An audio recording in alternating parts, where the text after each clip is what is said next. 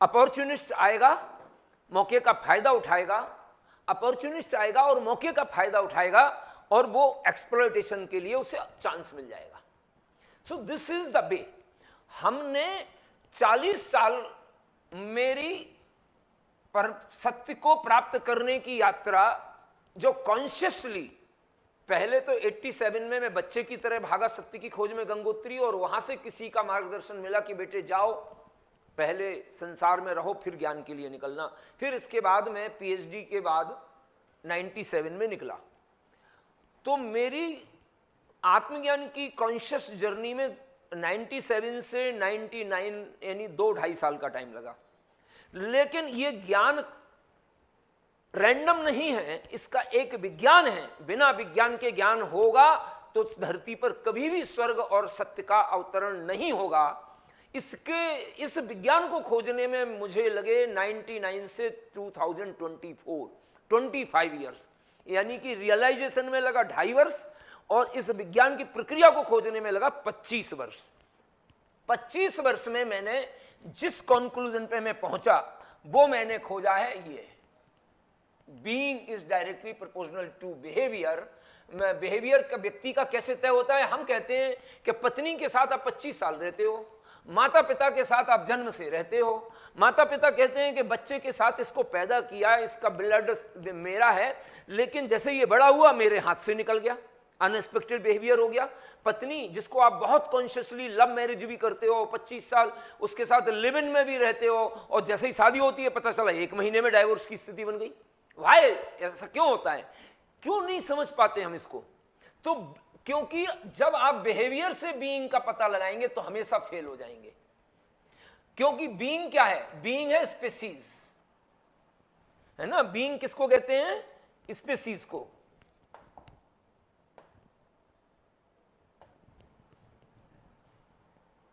Being है प्रजाति,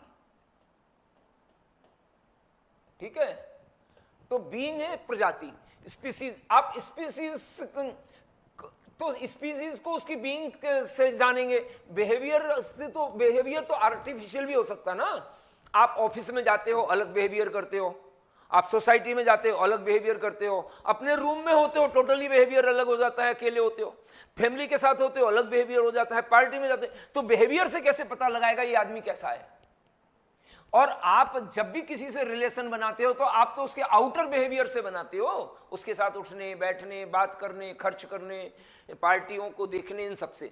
और बीइंग और जब आप उसके क्लोज रिलेशन में आ जाते हो तो उसकी ओरिजिनल पर्सनालिटी सामने आती है, तो वो बीइंग होती है जो ओरिजिनल पर्सनालिटी है। और बीइंग और बिहेवियर का मैच ना होने के कारण कॉन्फ्लिक्ट्स, डाइवोर्स, माता पिता के बीच में अंडरस्टैंडिंग की कमी का होना, ये सब चीजें डेवलप होती हैं।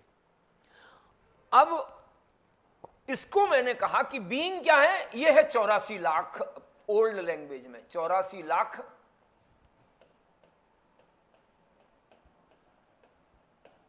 स्पीसीज की यात्रा, ठीक है? ये है आपकी जर्नी। इस स्पीसीज की जो जर्नी है 84 लाख की, ये आज 84 लाख नहीं है, आज है 84 लाख प्लस। ये प्लस प्लस कंटिन्यूअस हो रहा है, ये इंफिनिटी है। ये सृष्टि कैसी है? इनफाइनाइट है, ये लगातार फैल रही है। तो इसमें फैलेगा तो सब कुछ फैलेगा, तब तो ये सृष्टि फैलेगी। तो ऐसा थोड़ी है एक एलिमेंट फैलेगा, इसके सारे एलिमेंट फैलेंगे ना, तभी तो ये विस्तार को प्राप्त होगी। तो इसलिए स्पीसीज भी फैल रही हैं, बढ़ रहे हैं। ये पूरा इसका आपको क्राइटेरिया समझना पड़ेगा। अब being is directly proportional to being, behaviour को देखेंगे।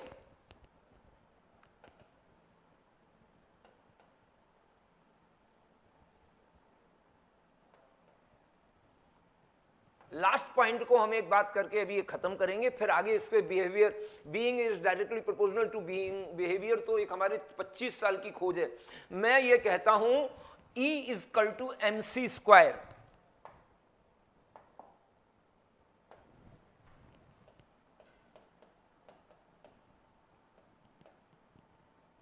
E is equal to mc square जो है,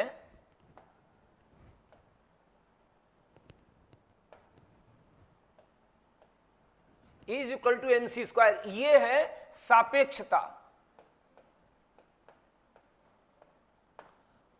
और ये हमारा फॉर्मूला है, ये है निरपेक्षता का सिद्धांत। समझ रहे? ये एब्सोल्यूटिटी की ओर संकेत करता है, जबकि सापेक्षता का सिद्धांत के लिए मटेरियल वर्ल्ड का होना आवश्यक है। लेकिन जब मटेरियल वर्ल्ड का जन्म नहीं हुआ, तब भी तो एग्जिस्टेंस था।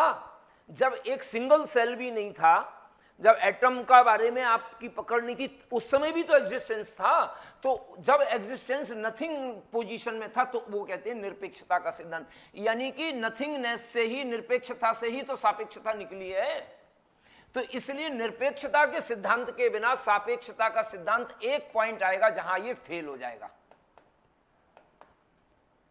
इसलिए मैं ये कह रहा हूं कि बीइंग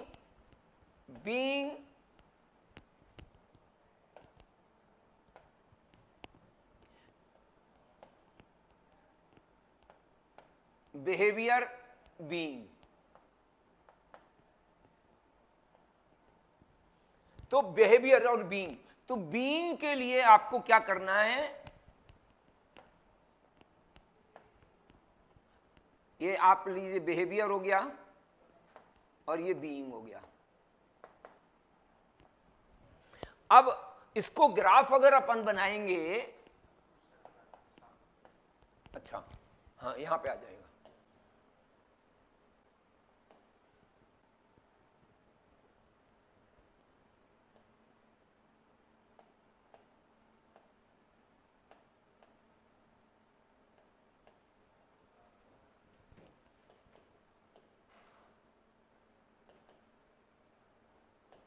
बिहेवियर, ठीक है। तो अब जैसे जैसे बीइंग आपकी बढ़ रही है, ऐसे ऐसे बिहेवियर का पता लगाया जा सकता है कि बीइंग कब, इस बीइंग के व्यक्ति का 0 1 2 3 4 5 ऐसे बीइंग अपग्रेड होगी तो बिहेवियर भी अपग्रेड होगा। आपको इसके लिए इसको कहा कि वेदों का ज्ञान प्रयोजन समाप्ति, यानी आपने एक बार जिस ज्ञान को जान लिया, उसके लिए उस ज्ञान का जो भी ऑथेंटिक बुक हो, पर्सन हो या इंस्टीट्यूशन हो, वो तभी तक उपयोगी है जब तक वो ज्ञान आपने प्राप्त नहीं किया। ज्ञान प्राप्त करने के बाद आपके लिए वो तीनों इररिलेवेंट हो जाते, चाहे वो इंस्टीट्यूशन हो, चाहे वो पर्सन हो और चाहे वो बुक हो। तो इसलिए ये वेदों को ये साहस भारतीय दर्शन कर पाया, और हमने इस साहस को खो दिया कि किताब भी एक केवल रेलिवेंट है और वो भी रिलेटिविटी पे खड़ी हुई है। ज्ञान एब्सोल्यूट है लेकिन बुक रिलेटिविटी के प्रिंसिपल पे चलता है, लेकिन बीइंग इनफाइनाइट के बीइंग चलता है निरपेक्षता के सिद्धांत पर। इस प्रकार से इसको, अब मैं आगे के लिए आपको बता दूं फाउंडेशन कि बीइंग और बिहेवियर के जिस प्रकार आइंस्टीन ने संसार के सब प्रकार के मटेरियल वर्ल्ड को मेजर करने के लिए रास्ता खोला, मैं कहता हूं बीइंग को ओपन करने का रास्ता यहां से खुलेगा और सारी दुनिया को अपनी बीइंग को डिसाइड करने का मार्ग प्रशस्त होगा। मैंने इसके फॉर्मूले और विद यूनिट के साथ आपके सामने इसको आगे रखेंगे, और अब इससे ये नई दुनिया के लिए और नई मनुष्यता के लिए जो कृष्ण ने बीज बोया था, इसका ये सेकंड चरण है। यहां से हम आगे की यात्रा प्रारंभ करेंगे।